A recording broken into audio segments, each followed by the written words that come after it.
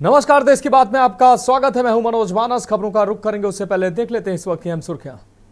ये मोदी का उत्तराखंड दौरा, उत्तरकाशी के मुखबा में की गंगा पूजा। कहा राज्य में किसी सीजन में भी टूरिज्म बंद नहीं होगा, ठंड में घाम टप्पू पर्यटन के लिए आए। दिल्ली की मुख्यमंत्री ने किया स्कूलों का परीक्षण, खामियों पर उठाए सवाल। दिल्ली सीएम ने स्कूल की प्रिंसिपल से कहा ऐसी उम्मीद नहीं थी।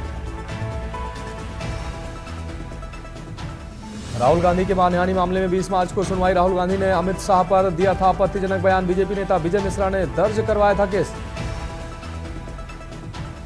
तेलंगाना टनल हादसा, 13 दिन से फंसे 8 मजदूर। 5 साल पहले ही हादसे की दी गई थी चेतावनी के बाद भी कोई एक्शन नहीं लिया गया। कौशाम्बी से दबोचा गया बब्बर खालसा इंटरनेशनल से जुड़ा आतंकी, हथियार समेत विस्फोटक सामग्री बरामद। आईएसआई के संपर्क में था आतंकी। मध्य प्रदेश राजस्थान में रात को शीतलहर जैसे हालात, पारा 18 से 10 तक पहुंचा। हिमाचल में बर्फबारी और बारिश का अनुमान। आप देख रहे हैं के न्यूज, खबरों का सारथी। और अब खबरें विस्तार से। रायपुर से अहम खबर है, आपको बता दें 5 आईएएस अफसरों का ट्रांसफर हुआ है। 2 जिले के बदले गए हैं कलेक्टर। आपको बता दें यह अहम खबर आपको दिखा रहा है। आईएएस अभिजीत सिंह को बड़ी जिम्मेदारी मिली है।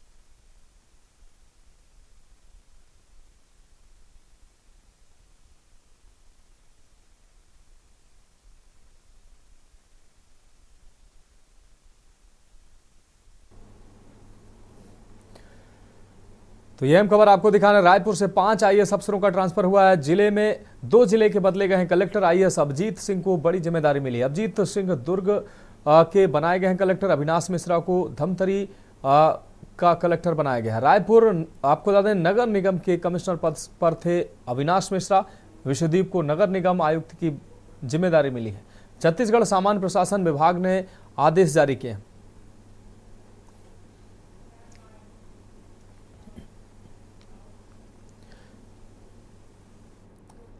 अब रुक करेंगे अगली अहम खबर का। जबलपुर के विभिन्न क्षेत्रों में हनुमान जन्मोत्सव हर्षोल्लास से मनाया जाता रहा है। जबलपुर शहर में श्री राम भजन के माध्यम से श्री राम लला के सेवक बजरंग बली को रिझाने और श्री राम भक्ति जन जन में जागृत करने की भावना से प्रतिवर्ष की तरह इस वर्ष भी 12 अप्रैल 2025 दिन शनिवार चैत्र पूर्णिमा को 3 दिवसीय विश्व स्तरीय आयोजन स्वयंभू सिद्ध हनुमान मंदिर जबलपुर के हृदय स्थल रानी ताल गेट नंबर 2 के प्रांगण में संयोजक पंडित धर्मेंद्र दुबे द्वारा आयोजित कराया जा रहा है। धर्मेंद्र दुबे द्वारा चैनल को बताया गया, आपको बता दें धर्मेंद्र दुबे द्वारा बताया गया कि 101 अंतर्राष्ट्रीय कलाकारों द्वारा भजनों की प्रस्तुति की जाएगी। भजन प्रस्तुतकारों की झलक यहां देखने को मिलेगी।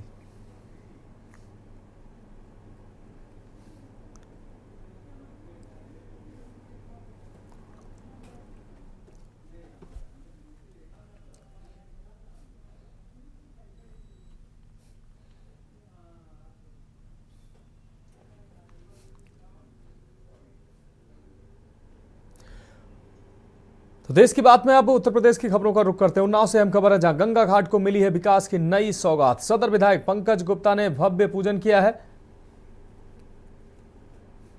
पंकज गुप्ता की अगुवाई में आज आनंद घाट में पूजन हुआ है। शुक्लागंज में भव्य भूमि पूजन का कार्यक्रम आयोजित हुआ है। जन आशीर्वाद सभा के तहत आयोजित हुआ है कार्यक्रम में विधायक पंकज गुप्ता ने घोषणा की है।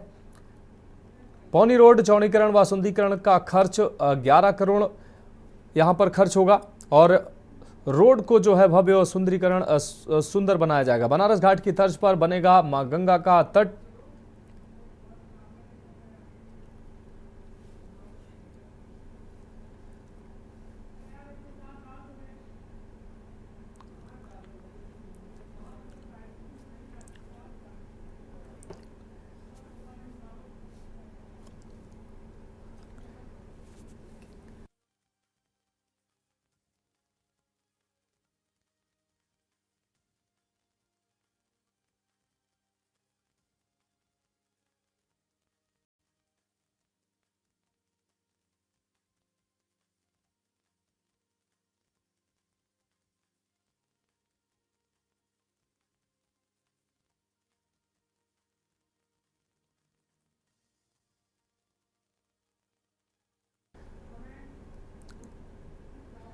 तो नाव से हम खबर आपको दिखा रहे हैं। गंगा घाट को बड़ी सौगात मिली है। आपको बता दें, सदर विधायक पंकज गुप्ता ने भव्य भूमि पूजन किया है।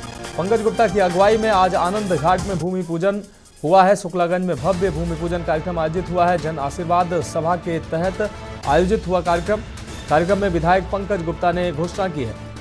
पौनी रोड चौड़ीकरण व सुंदरीकरण पर 11 करोड़ रुपए खर्च होंगे।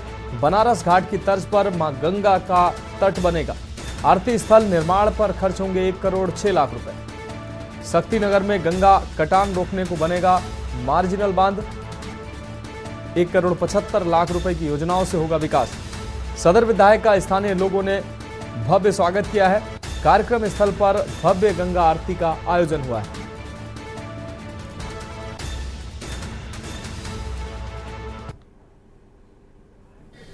आगे की बात है कि जहाँ खाते हैं, जिस थाली में खाते हैं, वहीं पर छेद करने का काम लगातार समाजवादी पार्टी की मानसिकता के लोग करते हैं। कई बार हमारी धार्मिक मान्यताओं के साथ भी खिलवाड़ करने का काम, कुछ नकारात्मक भाव से टिप्पणी करने का काम लगातार ये करते हैं। आज देश और प्रदेश की जनता इन लोगों के चेहरों को जान चुकी है, नकार चुकी है, और इसी कारण ये लोग बौखलाहट में इस प्रकार के बयान देने का काम करते हैं।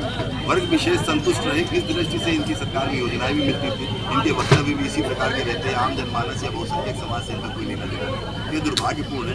मुझे लगता है कि उनकी बुद्धि भ्रष्ट हो चुकी है, सत्ता से बाहर तो हो चुके हैं, राजनीति से भी बाहर होने के दिनों की आ रहे हैं। देश के अलग अलग राज्यों के बाद अब दुनिया के दूसरे देश भी आपको बता दें, उत्तर प्रदेश के बुंदेलखंड में जल जीवन मिशन के जरिए आए बदलाव को जानेंगे। जल जीवन मिशन के जरिए लोगों के जीवन को बदल रही 5 महिलाएं शुक्रवार को नई दिल्ली के युवन हाउस में देश दुनिया के जल विशेषज्ञों के सामने प्रस्तुतिकरण देंगी। ये महिलाएं बताएंगी कि कैसे जल जीवन मिशन के जरिए पहुंचे हर घर नल से शुद्ध जल ने बुंदेलखंड और पूरे उत्तर प्रदेश के ग्रामीणों के जीवन को बेहतर बनाया है। साथ ही रोजगार के अवसर भी मुहैया कराया है। नई दिल्ली के संयुक्त राष्ट्र संघ के ऑफिस में उत्तर प्रदेश की जिन 5 महिलाओं को आमंत्रित किया गया है, उनमें झांसी के बामेर गांव की भारती, इमलिया गांव की रानी अहिरवार, राम प्यारी, बेबी और शीला शामिल हैं।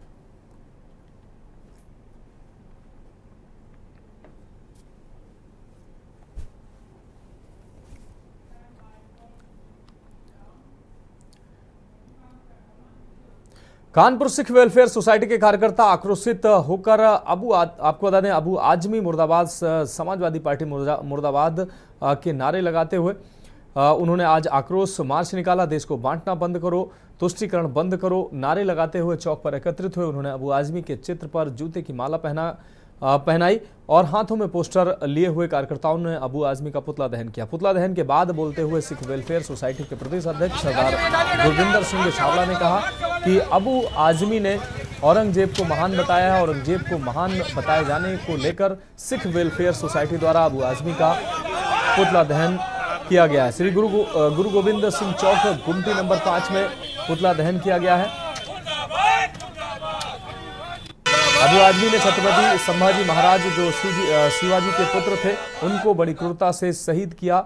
औरंगजेब ने हजारों निर्दोष हिंदू और सिख लोगों को जबरन धर्म परिवर्तन कराया। लाखों हिंदुओं पर जजिया टैक्स और हजारों मंदिरों और गुरुद्वारों को ध्वस्त किया। श्री गुरु गोविंद सिंह जी महाराज के छोटे साहबजादों द्वारा इस्लाम न कबूल करने पर औरंगजेब के सिपह सलार वजीर खान ने औरंगजेब के कहने पर ही साहबजादों को दीवाल में चुनवाया। ऐसे व्यक्ति को समाजवादी पार्टी के नेता महान बता रहे हैं।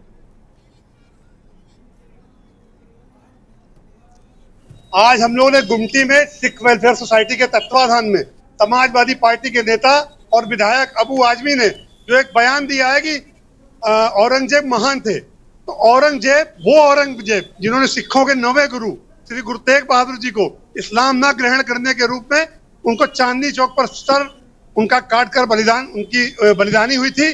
और गुरु गोविंद सिंह जी के 4 साहिबजादे, उनमें से दो छोटे साहिबजादे थे, वजीर खान जो औरंगजेब का सिपह सलार था और औरंगजेब के कहने पर साहिबजादों को दीवारों में चुनवाया गया। ऐसे व्यक्ति को समाजवादी पार्टी का विधायक महान बता रहा है। कानपुर में फायर विभाग को और हाईटेक बनाया जा रहा है। आपको बता दें कि राष्ट्रीय सुरक्षा दिवस के अवसर पर शहर के अग्निशमन विभाग को अत्यधिक मल्टी डिजास्टर रिस्पांस व्हीकल वाहन की सौगात मिली है। उधर मीडिया से बात करते हुए सीएफओ दीपक शर्मा ने बताया कि कानपुर एक बड़ा महानगर है, इसके साथ ही औद्योगिक एवं कपड़ा से जुड़ा यहाँ बड़ा व्यापार होता है, जिस कारण अक्सर हाथ से होते हुए जिनमें लगातार फायर विभाग तत्परता दिखाते हुए सैकड़ों लोगों की जान बचा चुका है। तमाम ऐसे हादसों में फायर विभाग ने अपनी भूमिका निभाई। उन्होंने कहा कि लखनऊ मुख्यालय ने कानपुर को पहली बार एक मल्टी डिजास्टर रिस्पांस व्हीकल भेजा है, जिसकी मदद से अब फायर विभाग भीषण आग के साथ भूकंप, जर्जर भवनों जैसे गैस सिलेंडर ब्लास्ट एवं प्राकृतिक आपदाओं में भी पूरी फुर्ती के साथ आम जनमानस की जान बचाकर उन्हें राहत पहुंचा सकेगा। आपको बता दें कि इस वाहन के जरिए फायरकर्मी विभिन्न प्रकार की आपात स्थितियों से निपटने में सक्षम होंगे। साथ ही इसमें लगे 10 से 20 टन की क्षमता वाले लिफ्टिंग बैग की मदद से मलबे में फंसे व्यक्तियों को भी बचाया जा सकता है। ये विशेष मशीनरी 1.5 टन तक भारी वस्तुओं को उठाने और उन्हें एक स्थान से दूसरे स्थान तक पहुंचाने में सक्षम है।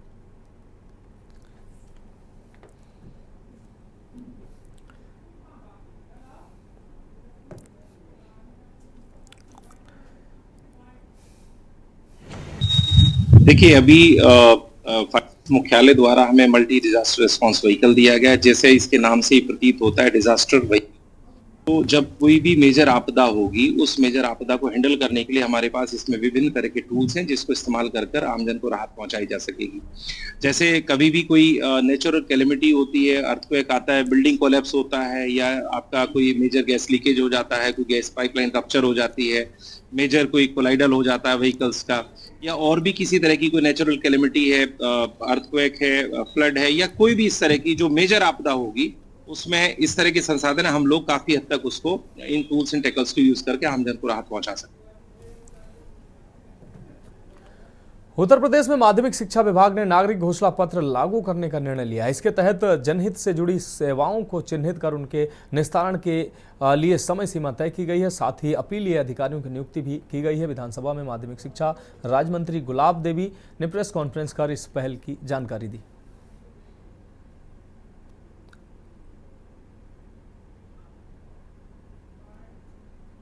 देना चाहूंगी अपने मीडिया के सभी बंधुओं के लिए, सभी पत्रकार बंधुओं के लिए, जो इस नागरिक घोषणा पत्र का बहुत ही विस्तार के साथ में इसका प्रचार करेंगे और जनता के लिए अवगत कराएंगे कि इसकी वास्तविकता क्या है, इससे लोग किस प्रकार से लाभान्वित होंगे, हमारे बच्चे किस प्रकार से लाभान्वित होंगे और शिक्षा विभाग हमारा कैसे आगे बढ़ेगा। माध्यमिक शिक्षा विभाग द्वारा संचालित विभिन्न योजनाओं के समयबद्ध क्रियान्वयन, पारदर्शिता एवं गुणवत्ता सुनिश्चित करने के लिए नागरिक घोषणा पत्र को लागू किए जाने का निर्णय लिया गया है, जिसके अंतर्गत जनहित से जुड़ी हुई आवश्यक सेवाओं को चिन्हित करते हुए उनके निस्तारण हेतु समय सीमा तय करने के साथ साथ अपीलीय अधिकारी भी तय किए गए हैं। इससे जहां एक और विभिन्न विभागीय कार्यालयों में किए जाने वाले कार्यों में गति आएगी, वहीं दूसरी ओर जन सामान्य में स्वयं अपने कार्यों के निष्पादन हेतु सजग एवं सतर्क रहने की प्रवृत्ति के साथ साथ विभागीय अधिकारियों एवं कर्मचारियों की अपने दायित्व के प्रति प्रतिबद्धता भी बढ़ेगी। माध्यमिक शिक्षा विभाग के कार्यालयों में नागरिक घोषणा पत्र लागू होने पर स्वाभाविक रूप से ही अनुशासन का कार्य और उसकी संस्कृति विकसित होगी।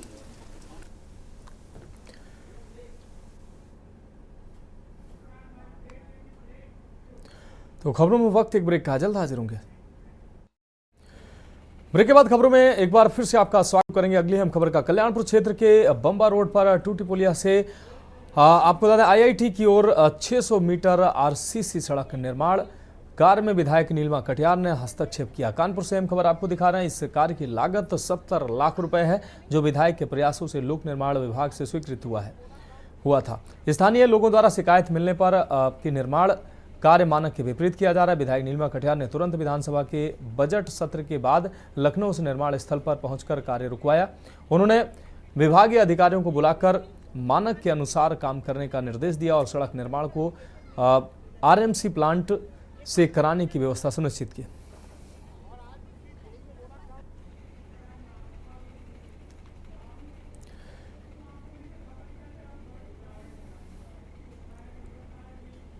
बलिया में सुहेलदेव समाज पार्टी के कार्यकर्ताओं की पिटाई के मामले को लेकर सुभाषपा ने बांसडीह तहसील में धरना प्रदर्शन का ऐलान किया। सुभाषपा के राष्ट्रीय महासचिव अरुण राजभर ने एक वीडियो जारी कर बताया कि बांसडीह क्षेत्र में एसडीएम के स्टेनो दीपक कुमार ने सुभाषपा के बांसडीह विधानसभा प्रभारी उमापति राजभर को गाड़ी चढ़ाकर उनका पैर कुचला और अभद्रता की।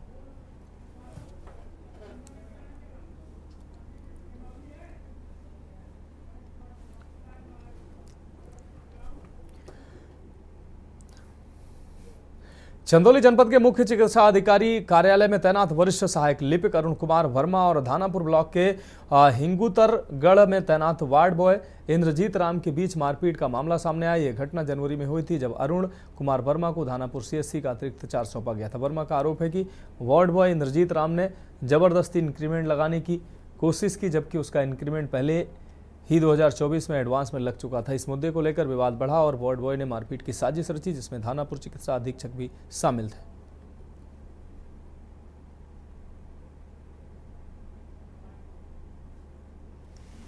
मामला यह है कि वहाँ पे कर्मचारी इंद्रदेव राम, जिसका इंक्रीमेंट का मामला था कि भाई हमारा इंक्रीमेंट क्यों नहीं लगाया हो, जबकि उनका इंक्रीमेंट मेरे द्वारा बताया गया कि आपका जनवरी से पहले ही 24 में ही लग चुका है, जो आप 1 साल से अतिरिक्त ले रहे हैं।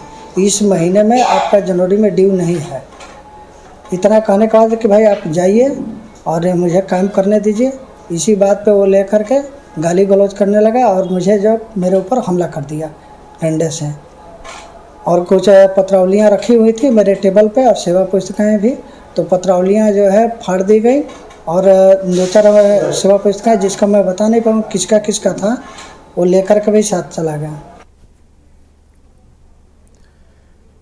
कानपुर में बुधवार रात एक लकड़ी के गोदाम में भीषण आग लग गई। आग में गोदाम में रखा माल जल गया। अधिकारियों ने बताया कि सूचना के बाद आग बुझाने के लिए दमकल की कई गाड़ियां मौके पर पहुंची। कानपुर के सीएफओ दीपक शर्मा ने बताया कि 10 फायर टेंडर यहां पहुंचे और आग पर काबू पाया।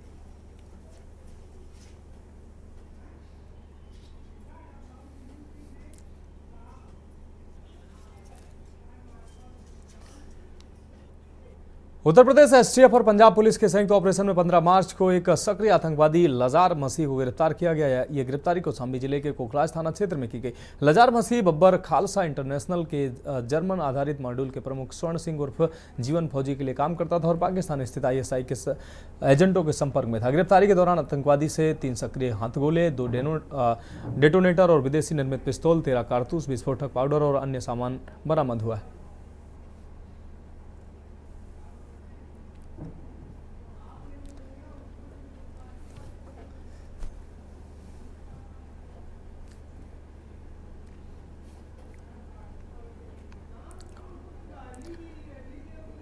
हापुड़ सिटी कोतवाली के ग्राम जस रूप नगर स्थित बिजली घर में आपको बता दें पटरागों के निकालने से हड़कंप मच गया। आपको बता दें पटरागों को देखकर बिजली घर में काम कर रहे कर्मचारी दहशत में आ गए। इसके बाद की सूचना वन विभाग को दी गई। मौके पर पहुंचे वन विभाग के कर्मचारियों ने तत्परता दिखाते हुए पटरागों सुरक्षित रूप से पकड़ लिया और उसे जंगल में छोड़ दिया। पटरागों को रेस्क्यू करने के बाद बिजली घर में कार्यरत कर्मचारियों ने राहत की सांस ली। फोटो भी खींचो बंद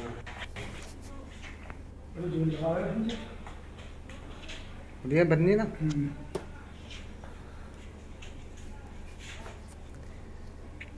घुमाओ मत रखो फोटो भी खींचो बंद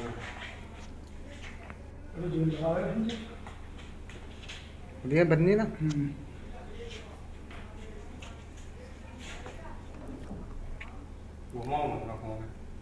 खबरों में वक्त है एक ब्रेक का, जल्द हाजिर होंगे। ब्रेक के बाद खबरों में एक बार फिर से आपका स्वागत है। खबर हरदोई से, जहां जिले में शराब की दुकानों की लॉटरी प्रक्रिया गांधी भवन में संपन्न हुई। इस प्रक्रिया में मंडलायुक्त की उपस्थिति में देसी शराब की 400 कंपोजिट दुकानों की 126 लॉटरी का आयोजन किया गया। वहीं 12 भांग की दुकानों की भी लॉटरी संपन्न हुई। इस मौके पर जिलाधिकारी मंगला प्रसाद सिंह भी उपस्थित रहे। लॉटरी प्रक्रिया ई लॉटरी प्रणाली के तहत आयोजित की गई।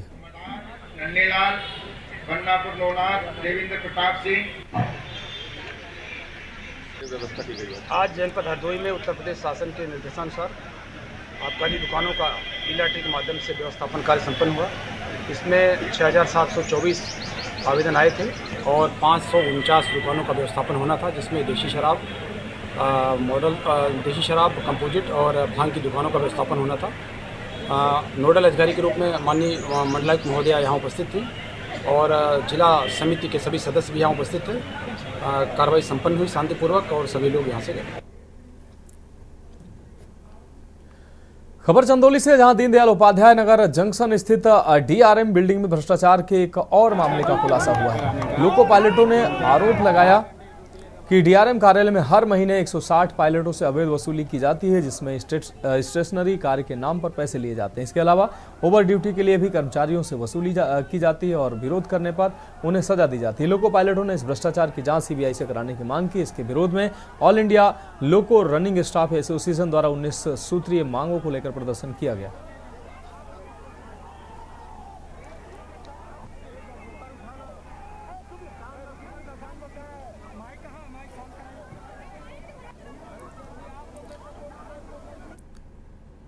कानपुर पुलिस कमिश्नर ने शहर में बढ़ते जाम की समस्या को समाप्त करने के लिए एक बार फिर से सड़क पर उतरकर जांच की। आज उन्होंने फूलबाग की मल्टी लेवल अंडरग्राउंड पार्किंग और बिरहाना रोड तथा पंचक्की चौराहे पर मल्टी लेवल पार्किंग का निरीक्षण किया। इस दौरान उनके साथ डीपी पूर्वी सुमन कुमार सिंह भी मौजूद थे। डीपी पूर्वी ने बताया कि शहर में पार्किंग की पर्याप्त जगह उपलब्ध होने के बावजूद लोग सड़कों पर गाड़ियां खड़ी कर रहे हैं, जिससे सड़क पर जाम की स्थिति बनी रहती है। जाम की समस्या को हल करने के लिए ट्रैफिक पुलिस कर्मियों की तैनाती और आपको बता दें स्थायी समाधान की दिशा में प्रयास किए जाएंगे।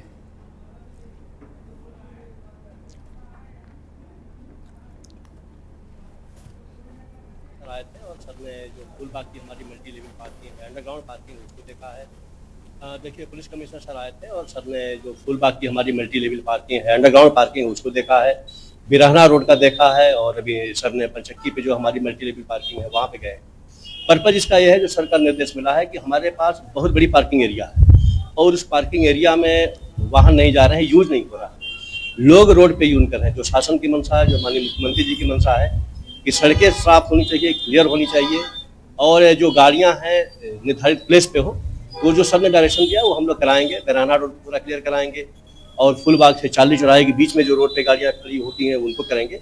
और जो यहाँ पे मल्टी पार्किंग का जो ठेकेदार है उसको दिया गया है वो जगह जगह साइनेज बनाए और गाड़ियों को ठीक से करवाए और गाड़ियों की पूरी कैपेसिटी में यूज करें। तो ये हम लोग का प्रयास है और 2-3 दिन में हम लोग इसको 100% इम्प्लीमेंट करा दें।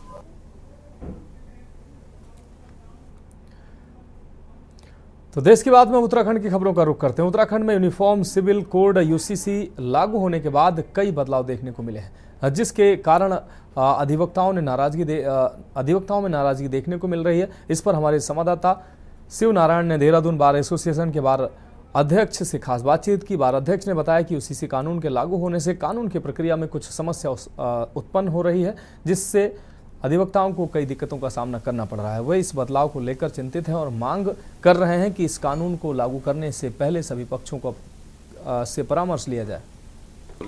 इस वक्त मैं मौजूद हूँ देहरादून के बार एसोसिएशन में, जहाँ पर हमारे साथ हैं देहरादून बार एसोसिएशन के अध्यक्ष मनमोहन कंडवाल जी, जो कि पूरे प्रदेश में एक मामला चल रहा है जो है यूसीसी को लेकर के, और दूसरा मामला है जो पेपरलेस रजिस्ट्री का, उसमें कई प्रावधान चेंज किए गए हैं। इसी को लेकर के जो देहरादून के अधिवक्ता हैं वो देहरादून के साथ साथ पूरे प्रदेश में भी इसका विरोध किया जा रहा है। उनसे ही जानते हैं किस तरीके की समस्या आ रही है और क्या विरोध है।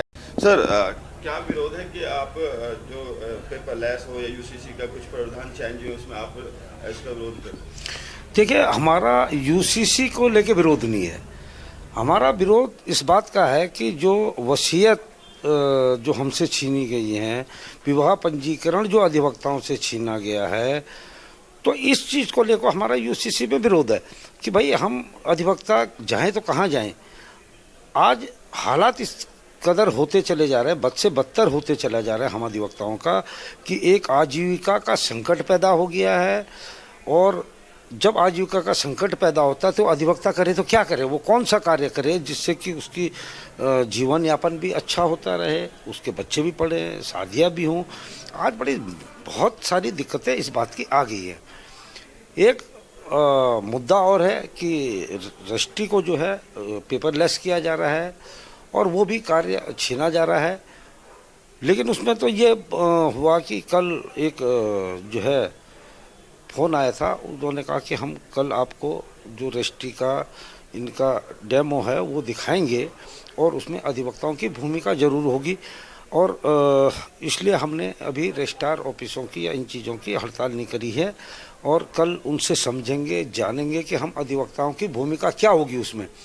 आज हो क्या रहा है, सबसे बड़ी दिक्कतें क्या हैं कि वसीयत एक ऐसा डॉक्यूमेंट होता है हमारा कि जो किसी के हाथ नहीं लगता। वो वसीयत जो है आज की डेट में हम कहीं पे कराएंगे वो तो पता चला एक कॉपी उसने अपने पास रख दी, तो पहले ही वसीयत तब लागू होती है जब जिस इंसान ने वो करी है और वो जो मृत्यु जब उसकी हो जाती है तभी वो वसीयत लागू होती है। तो पता चला कोई बीमार है, कुछ है, या बोल नहीं पाता या क्या, वो क्या किस तरीके से उनकी वसीयतें होंगी। किसी को कोई उठा के ले आया ज़बरदस्ती गन पॉइंट पे और चला गया वो उसमें कि जी इनकी वसीयत होनी है, और मान लीजिए वो वसीयत हो गई। तो बहुत सारी चीज़ें ऐसी हैं। और जो हमारा सबसे मुख्य जो वो चीज़ें होती हैं कि हम अधिवक्ताओं पे ऊपर जिस तरीके से ये चीज़ें हो रही हैं, हमारे सामने संकट उत्पन्न हो रहा है, आजीविका का संकट मुख्य रूप से है, हमारा इन चीज़ को लेके विरोध है। हमारा यूसीसी को लेके विरोध नहीं है।